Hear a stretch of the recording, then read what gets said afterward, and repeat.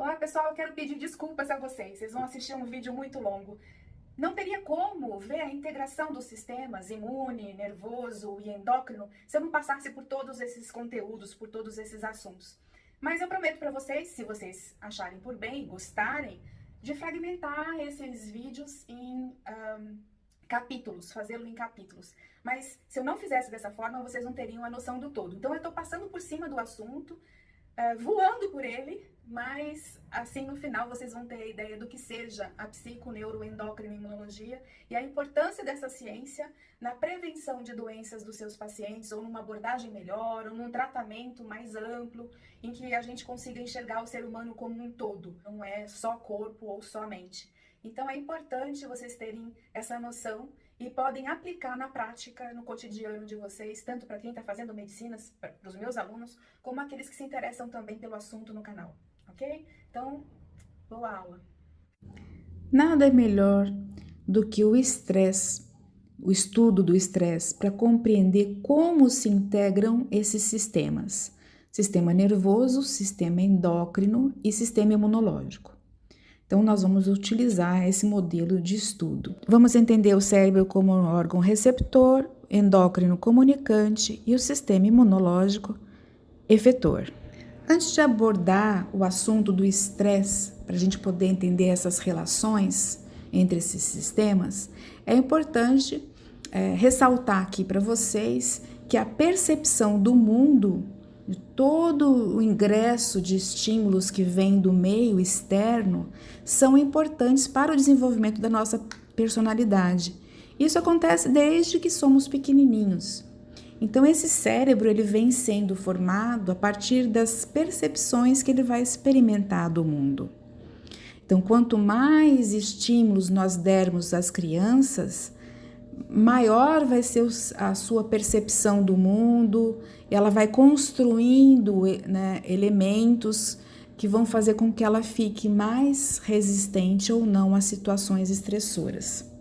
A criança extremamente protegida, muito protegida, ela tende a ter uma resposta mais inadequada frente ao estresse. Então, esses estímulos, essas informações que vão ingressar nesse cérebro, vão ser processadas e vão afetar o estado final do cérebro, inclusive a arquitetura anatômica. A própria anatomia cerebral, ela vai ser modificada a partir desses estímulos que vão ingressar, as sinapses que vão ser feitas, os caminhos sinápticos que vão ser feitos, os atalhos que vão ser feitos também ao longo do tempo. Ou seja, o mundo e o outro nos transforma. Para poder compreender o funcionamento desse cérebro e para que a gente tenha maior domínio sobre quem somos e como ter um papel proativo, é importante entender essas emoções, como a percepção do mundo se dá, a nossa estrutura mental, como ela vai sendo formada, e a gente vai ver também, consegue enxergar como a terapia é importante, porque a terapia faz com que a gente tenha uma percepção mais racional, equilibrar o racional e o emocional. Então, é importante para a gente poder entender que às vezes não é bobagem, principalmente para quem trabalha na área da saúde. Então, eu acho que antes da gente cuidar do outro, a gente deveria aprender a cuidar e entender as nossas próprias emoções, a nossa própria maneira de perceber o mundo, de enxergar o mundo, entender a nossa personalidade, para que a gente consiga também dar uma resposta mais assertiva para esses pacientes. Antes de entender a fundo o estresse, é preciso defini-lo. A definição é um conjunto de reações que o organismo apresenta quando submetido a situações que exigem esforço adaptativo. Ou seja, a conclusão disso, que o estresse é aprendizado, traz plasticidade, então obriga o meu cérebro, minhas células, minhas sinapses a buscarem caminhos, atalhos, tornar-se mais plástica. Ele envolve variadas reações físicas e psíquicas. As físicas, nós vamos abordar aí a neuroendocrinologia, então a gente vai ver através dos mapas conceituais como se dá, né? A psíquica tem a ver com as emoções, com os sentimentos, com o humor, com a cognição, o aprendizado, a memória e o senso crítico.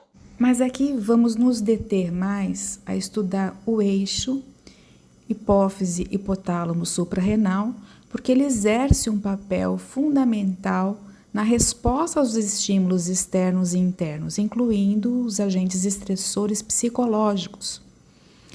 Anormalidades na função desse eixo têm sido descritas em pessoas que experimentam transtornos psiquiátricos também. Então, portanto, é importante a gente conhecer bem a função desse eixo, os hormônios que são liberados por o estímulo de cada estrutura como essa, né? A gente vai ter o ACTH, por exemplo, pela pituitária sendo liberado, né? E depois a suprarrenal liberando os glicocorticoides que vão interagir como receptores, com receptores de muitos tecidos. E o mais importante são as células, né, tanto os órgãos linfóides secundários como também as células do sistema imunológico. Embora esses glicocorticoides regulem a função de quase todos os tecidos do corpo, o efeito fisiológico mais conhecido desses hormônios é sobre o sistema imune. Convido vocês a olharem essa imagem. Uma noiva sorridente, com seu noivo também, uma alegria só. Vocês veem todos os membros da família sorridentes, o pai e a mãe às vezes aliviado, menos uma para comer em casa. Então você vai ver, imagina que essa situação não seja estressora, mas ela é muito estressora. Imagine essa noiva escolhendo o vestido, o noivo pensando como é que vai se dar esse casamento, por quanto tempo eles vão ficar bem. Então tem toda uma situação emocional envolvida, né? Desde a escolha, se for fazer uma festa, né, do cardápio, uma briga pelo cardápio, um quer uma coisa, outro quer outra. Então a gente, quando vê a foto, imagina só coisas boas, mas na verdade uma situação que demanda muita energia. Agora vamos observar uma outra situação, essa daqui. A foto tá linda, um casal super bonitinho, com um bebê todo arrumadinho. Vocês acham que é assim mesmo no dia a dia? Com certeza essa mãe tá descabelada, esse pai tá irritado porque não conseguiu dormir à noite, porque o bebê chorava a noite inteira. É também uma situação estressora.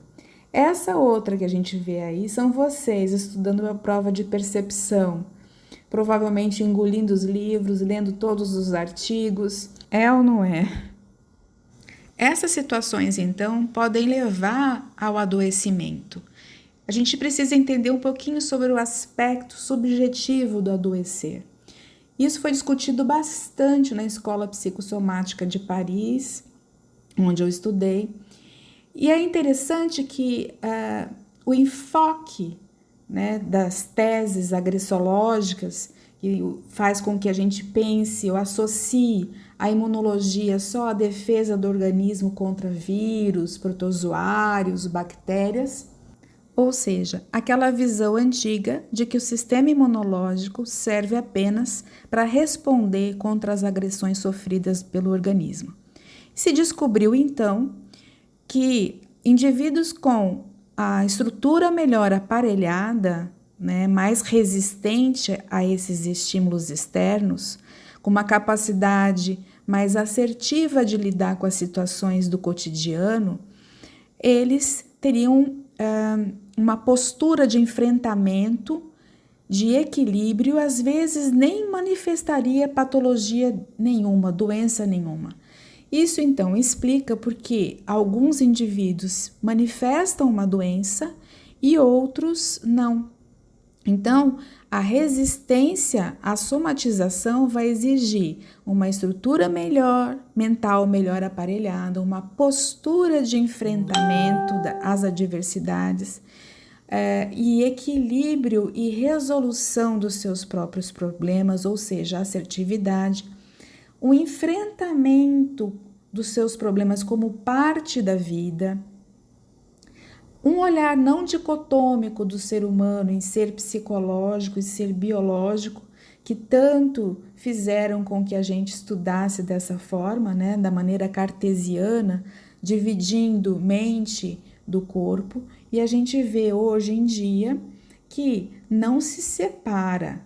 Por isso é importante o enfoque da personalidade, trabalhar a personalidade do indivíduo para que ele tenha mais resistência. Então, vamos observar aí os agentes estressores tidos como externo: um novo emprego, um divórcio, a condição de trabalho, relacionamentos, demissão, casamento, crise econômica. Então, tudo isso pode afetar o indivíduo. Se ele não tiver o aparelho mental bem estruturado, né, não tiver resistência aos problemas que são da vida, ele pode sim manifestar doenças psicossomáticas. Aqui nós vemos os agentes estressores internos, nível de assertividade, a capacidade que a gente tem de lidar com aquela situação de uma forma assertiva, o grau de ansiedade, indivíduos muito ansiosos têm uma tendência a ter depressão também, o modo de encarar a vida. Então, quando eu encaro aquilo como parte da vida, diminui essa possibilidade do estresse, gerando doença. O tipo de personalidade, que eu já falei bastante para vocês, os valores, né, que a gente tem na vida, as crenças, os pensamentos, principalmente aqueles pensamentos obsessivos, que às vezes não permite que você consiga dormir, interfere no teu sono. Tudo isso pode interferir com a sua fisiologia. Vamos ver aqui a reação corpórea. No estresse, na fase de alerta, nós vamos observar uma grande liberação de adrenalina, um aumento da pressão arterial, a dilatação das pupilas, uma tensão mental, muscular, a sudorese, a perda de apetite. Isso faz parte de uma resposta natural do organismo de luta e fuga. Então, todo momento em que eu levo um susto, e isso é natural, a gente vai se assustar várias vezes durante a nossa vida, o estresse nos coloca numa posição de alerta. E essa posição vai fazer com que... Agora, a segunda fase da resistência, o cansaço, a pouca energia começa a aparecer, a memória começa a falhar, existe ali uma sensação de estar doente. Então, já avançou, já saiu do mecanismo de luta ou fuga, da fase da alerta, e sim naquele mesmo estado. Porque no estado de alerta, quando o estresse é agudo, ele vem, você responde, reage, e depois volta ao estado inicial. Na resistência, não. É quando você não sai, você continua gastando toda a sua energia, seu cortisol sendo liberado, seu músculo tenso, e você permanece nesse estado até chegar ao estágio da quase exaustão. Então, você vai observar ali um cansaço, um desgaste, a falha da memória, o esquecimento de fatos corriqueiros.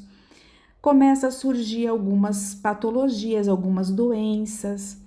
E a gente vai observar também naquele paciente uma intensificação da ansiedade. Então, ele está quase sempre em estado ansioso, até chegar à exaustão. Aí nós vamos sim observar doenças mais graves que podem ocorrer, principalmente a depressão, as úlceras, a hipertensão, o diabetes, até pode chegar ao caso de infarto.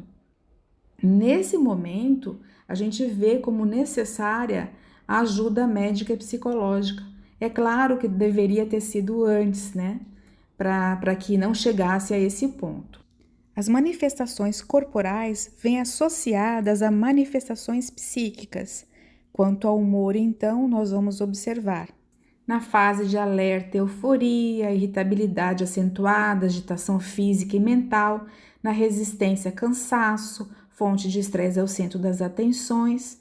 Na quase exaustão, a gente vai observar que o paciente perde a vontade de viver. Existe ali o afastamento social que você vai observar e a perda do interesse. Na fase de exaustão, o isolamento social, a evitação dos amigos, a perda do humor, a apatia e a vontade de morrer. Quanto ao sono, na fase de alerta, aceleração mental, por isso dificuldade para dormir devido ao aumento dessa adrenalina. Na resistência, o sono volta à normalidade. Na quase exaustão, a insônia, perdas, despertares noturnos, dificuldade para conciliar o sono. E na exaustão, o sono tem curta duração e não é revigorante. Esse slide representa as estruturas anatômicas que são responsáveis pela resposta ao estresse. É o caminho do estímulo que vai fazer no meu cérebro e vai fazer com que saia do cérebro e venha para os órgãos efetores a resposta àquele estímulo. Aqui nós temos um livro, se vocês prestarem bastante atenção nas imagens, e também num tubo de experimento, ali num frasco de experimento. Então, eu quis representar alguma coisa inofensiva. O caminho anatômico percorrido pelo estresse gerado pelo estudo, pelo aprendizado, é o mesmo trajeto anatômico que vai ser percorrido quando o estímulo é nocivo e que põe em risco a nossa vida. Pelos aparelhos perceptivos, eu vou receber o estímulo do meio externo e ele vai fazer um trajeto no meu cérebro, passando por estruturas anatômicas que depois, posteriormente, vão convergir a uma área do cérebro chamada tálamo. Então, o tálamo recebe tudo do meio externo para depois ele distribuir. É importante que a gente saiba disso. O tálamo, então, está muito próximo a uma área do sistema límbico, que compõe o sistema límbico, chamada amígdala, uma estrutura anatômica, que é responsável em dar o imprint emocional àquele determinado evento. Então, as emoções primitivas, elas são guardadas, se a gente pode dizer assim, nessa região, que é responsável em dar uma conotação emocional àquele determinado evento. É importante entender isso porque nos faz entender por que o ser humano, sobreviveu à evolução, por que nós ainda estamos aqui, porque a gente tem essas estruturas primitivas que são semelhantes a todos os animais. Se a gente for pegar um cérebro de um gato, de um cachorro e o nosso, a gente vai observar que essas áreas mais primitivas, elas têm mais ou menos a mesma morfologia. E o que nos difere do animal é o neocórtex. Na ativação desse sistema límbico, dessas áreas primitivas, a gente tem o hipotálamo lateral, que está relacionado à luta, o núcleo periventricular, que está relacionado ao medo. Posteriormente, depois que todas essas estruturas receberem o estímulo, é que vai o neocórtex receber também a ativação que vem dessa área, vinda dessa área. Depois do estímulo do sistema límbico, então, é distribuído para os órgãos efetores. Vemos aqui uma situação diferente em que esse indivíduo está correndo risco de vida. Então, ele vai ter que responder de uma forma diferente frente a, por exemplo, aquela experiência anterior de estudo, de cognição, de aprendizado. Aqui, claro, vai gerar aprendizado, mas é uma situação em que impõe em risco a vida da pessoa. Então, as áreas também primitivas vão ser acionadas, vai dispensar, nesse momento, a ativação do neocórtex, Porque primeiro você vai responder a esse estímulo e depois você vai racionalizar ou vai pensar. Então, o que está acontecendo aí? A evolução fala por nós. A partir então desses experimentos, nós podemos também observar que existe uma conexão entre o sistema límbico e as áreas pré-frontais. A gente vê que o hipocampo, que faz parte desse sistema, ele tem a ver com a memória e aprendizado. A amígdala, como nós já falamos, tem a ver com a emoção. E para fazer a conexão do sistema límbico com o córtex pré-frontal, nós temos o giro do cíngulo, que tem a ver com a seleção da atenção.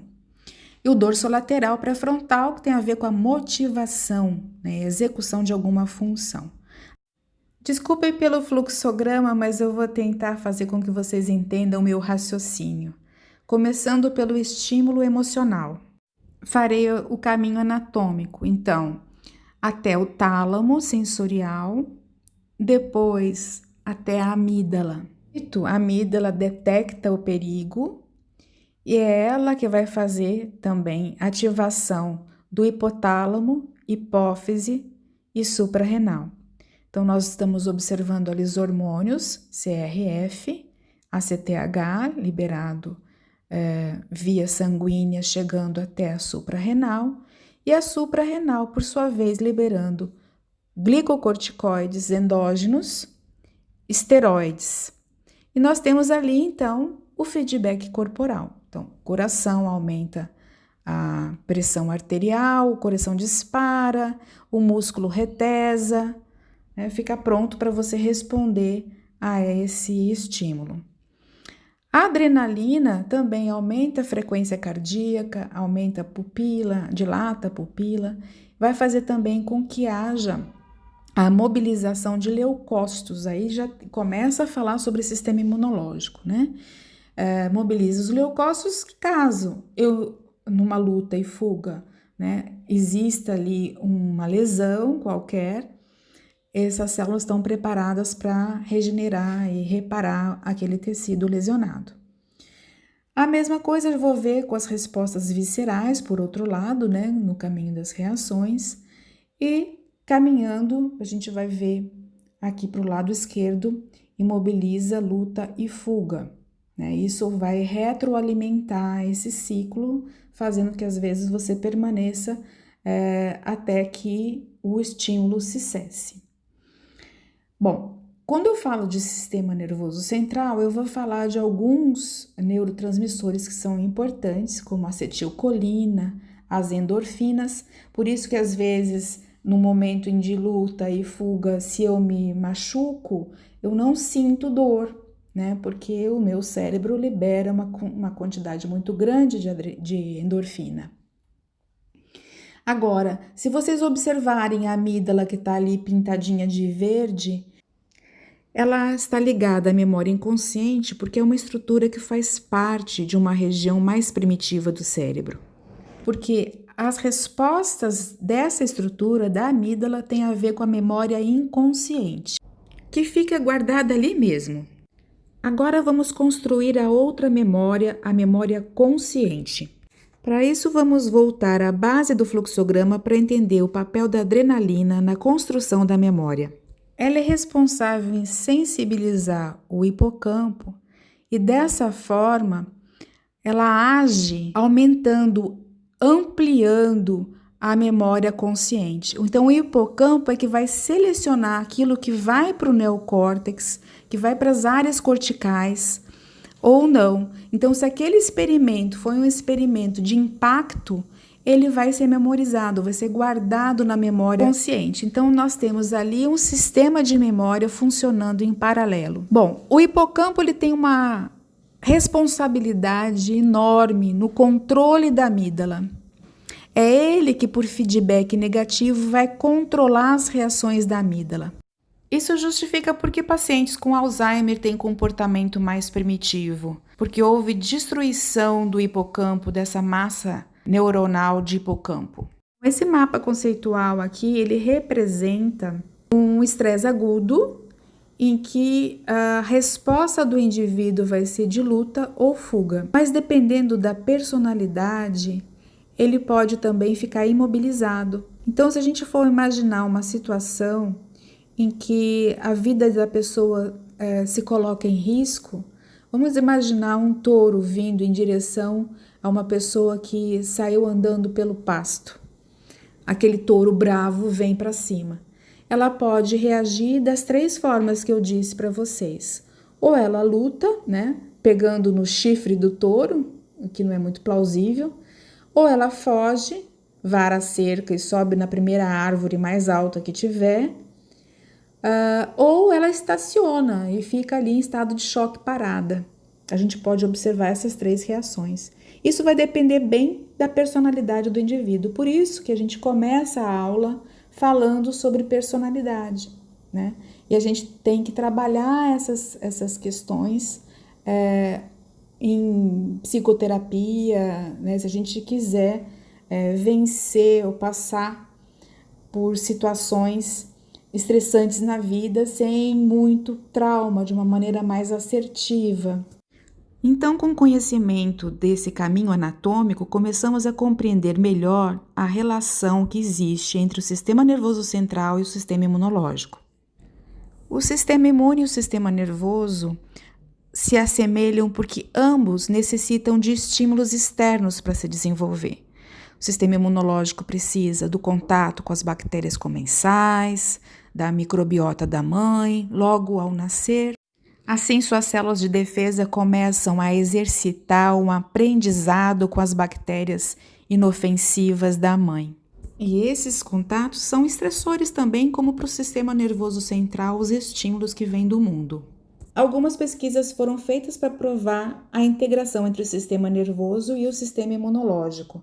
Então, o que eles fizeram? Pegaram grupos de acadêmicos, de alunos, subdividiram em 3 grupos. Um grupo assistia vídeo de aves, né, uma atitude passiva.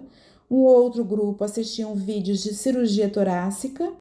E um último grupo submetido a um teste de memória cronometrado em atividade de estresse ativo. A conclusão disso é que o teste de memória dobrou os níveis de IgA. A IgA é uma imunoglobulina protetora das mucosas. Isso provando, então, que o sistema imunológico e o sistema nervoso estão associados, que um estresse ativo pode acionar também o sistema imunológico, pode fazer com que haja a produção de anticorpos protetores dessas mucosas, fazendo com que você também tenha um menor risco de infecção. Vemos aí, então, o efeito benéfico do estresse, não só na preservação da vida, dos mecanismos de luta e fuga, mas também dos mecanismos de tolerância, que nos preserva das hipersensibilidades. Ou seja, a atividade do sistema imune é muito semelhante à do sistema nervoso central. Ela é constante, independe do estímulo antigênico externo. Esse sistema não é apenas voltado para a eliminação de vírus e bactérias, mas é um sistema de inter- e transrelação.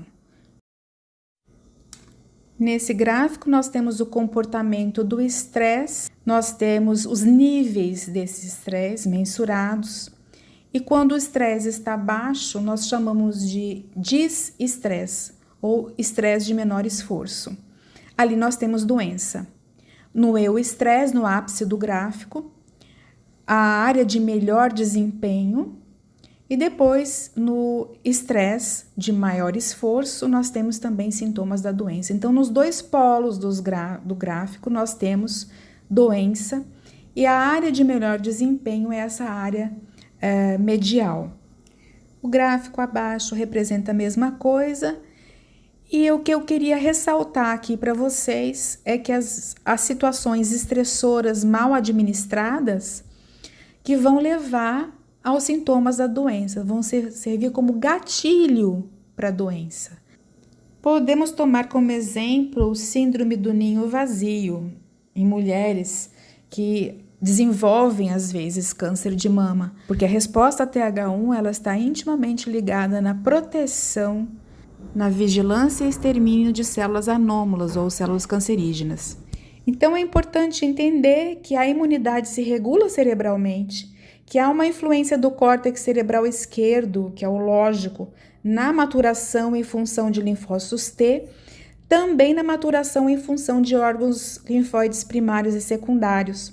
Portanto, a gente vai observar que a glândula pituitária libera hormônios e as nossas células do sistema imune, principalmente os linfócitos T, possuem receptor para esses hormônios, como também possui receptor para neurotransmissor, mostrando então que existe uma conversa entre sistema nervoso central e sistema imunológico e endócrino e imunológico. Existe inclusive sinapses terminais. A gente vai observar às vezes macrófagos que fazem sinapses com neurônios. E isso foi descoberto recentemente. E se faz ali uma sinalização retrógrada por interleucinas também. Quanto à ação do estresse crônico no sistema imune, modifica a temperatura corporal, altera a atividade das células NK e de macrófagos, pode levar a uma supressão da função imune, aumentar os níveis de interferon gama, isso foi feito um estudo com mulheres vítimas de abuso. E quanto às interleucinas, IL-1, fator de necrose tumoral alfa, interferon gama, também neuromoduladores, todos provocavam uma resposta compatível com a depressão. E a gente observava aí alterações comportamentais neuroendócrinas desse eixo HH suprarrenal e alteração também neuroquímica. Isso é fundamental e acontece muito em estresse crônico, diferentemente do que acontece com estresse agudo, que amplia a resposta imunológica. Pacientes, então, com estresse crônico têm uma resposta inflamatória aumentada, são geralmente ligados a pacientes com depressão. Estes apresentam uma concentração maior de macrófago M1, que é o pró-inflamatório, com a liberação de citocinas inflamatórias e uma diminuição na resposta T. Uma diminuição também da NK. Então, esses pacientes ficam suscetíveis a infecções por antígenos intracelulares, principalmente os virais. Quando tratados, esses pacientes voltam a repovoar o seu cérebro com os macrófagos M2, os anti-inflamatórios, os da tolerância. Aqui temos o mesmo mapa conceitual, só que agora do estresse prolongado. Então, o caminho a ser percorrido é o mesmo, do estímulo emocional, do tálamo sensorial, que vai direto para a amígdala, da amígdala, córtex sensorial e depois que sobe para as estruturas mais recentes, o neocórtex. Então, é um caminho mais longo, né, até a chegada do neocórtex. Mas lá na amígdala, então, que tem toda a questão emocional que vai envolver aquele evento que a gente está, aquele estímulo que a gente está recebendo do meio. E eu friso novamente a ação da amígdala na composição da memória inconsciente. Isso é muito importante para a gente entender um pouquinho mais lá na frente, quando eu for falar de traumas. O caminho anatômico percorrido no estresse crônico é o mesmo do estresse agudo, por isso a gente mantém o mesmo mapa conceitual, com algumas diferenças. E o estresse prolongado, ele ativa tanto esse eixo hipotálamo, hipófise suprarrenal, que os níveis de esteroides aumentam em demasia. Então, é muita adrenalina sendo liberada, é muito cortisol. Esses esteroides em excesso, eles atrofiam o dendrito de hipocampo, atrofia as células, mata as células, fazem ruptura dessas células de hipocampo. E o hipocampo ele é muito importante porque é ele que vai filtrar aquilo que vai para o córtex pré-frontal, é ele que vai selecionar aquilo que vai para a memória consciente, é a razão falando. E o hipocampo, ele controla a amígdala, que é aquela parte mais primitiva do ser humano. Então, as emoções primitivas, elas são controladas pelo hipocampo.